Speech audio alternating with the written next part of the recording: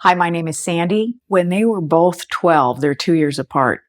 And I divorced their father when I was 10 weeks pregnant with the little one, and I had a 16-month-old. So they're 3 days apart by 2 years. So they've been fatherless. They're now 20 and 22. At 12, they both said to me, "Mommy, I want to go home." I said, "You are home." And they said, "No, no, Mommy, home, home.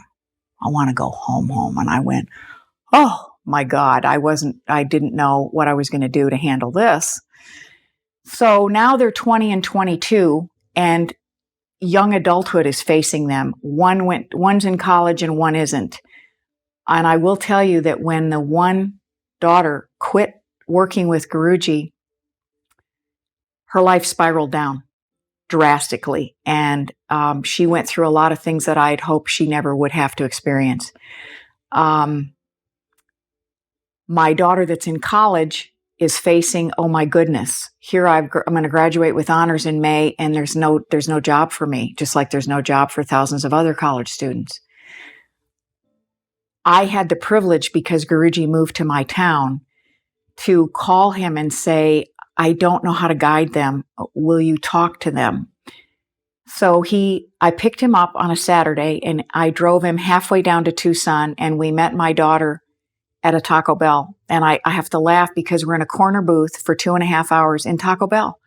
And he's in this beautiful suit, and no one knows who he is and what kind of a being is amidst them. And he gave us 2.5 hours one-on-one with my daughter.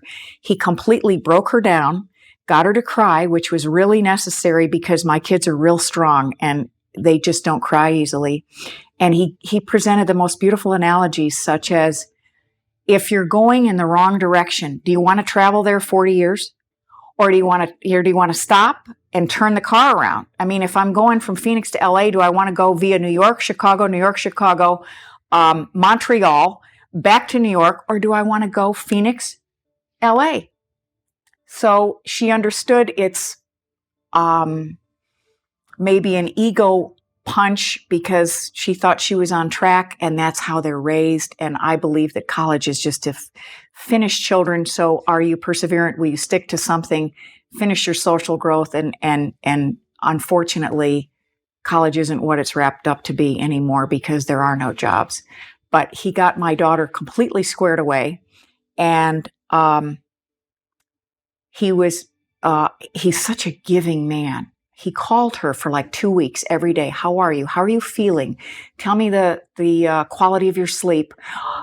Because she's got already cancerous cells on her cervix at 22. And he said it's total stress related because she doesn't know where she's going to go with her life. She's put 4 long years into this. She's graduating with honors.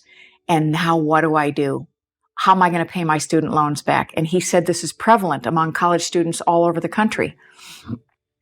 So he has told her he will assist her with whatever she needs to do or wants to do.